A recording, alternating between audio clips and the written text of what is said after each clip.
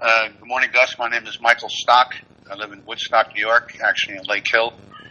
I've been a resident of Woodstock since 1964, but had been coming here since 1949. How did you run water? I understand there was a big water tank at the top of the hill, and how did you get water to the various locations? That was the very first thing I worked on, was as water tanks, because we had to fill them. There's two 1 million gallon tanks. The water came from Route 212, where Shaller's farm was. There's a strip of homes along there. And Shaller's farm kept one of those lots that connected to the Winston farm. We started out there what we call a wet tap. We tapped into the main line and brought water into the north stage, and then distributed it all over the site from there. It was a 6-inch tap, which had to maintain 70-something pounds pressure. So what they would do was at night, when somebody would be sleeping, was designed to do this. It wasn't nothing other than the best way to handle the situation. They would fill the tanks so much a night, so that we'd have that accumulative water to meet the needs during the concert. Where did the water come from? A well or no? The town of Saugerties. I think it was the village pipe. So there's a village pipe to runs along 212. Okay. East and west, and we came off of that line and went north with it to the north stage. Okay. Oh, and that's part of the money that the town got or village got.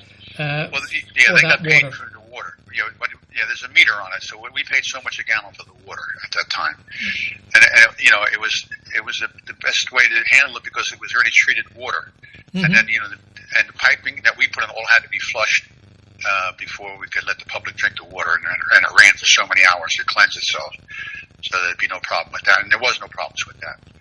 The only problem was the kids like to dismantle the pipes so they get water to make muds.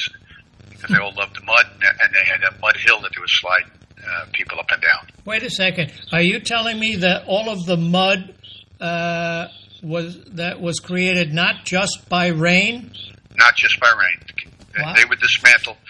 We had places, where they could take a shower, and there was some guys that knew what they were doing. They would cut the pipe and put a valve in and put a shower head there. Well, if the pipe fell apart, it would be run for hours before somebody would discover it, and there'd be a lot of water down to the mosh pit, which they enjoyed, the mosh pit. You probably saw pictures of them. So I can conclude that some of the attendees really wanted more mud, so they broke the pipe and flooded it? Well, they dismantled it. I wouldn't say they broke it. But okay. They wanted mud. They wanted mud, especially in front of the stage. They just you see them. They were dancing with mud. I know all of that, but what I always thought that it rained so much that they had this mud.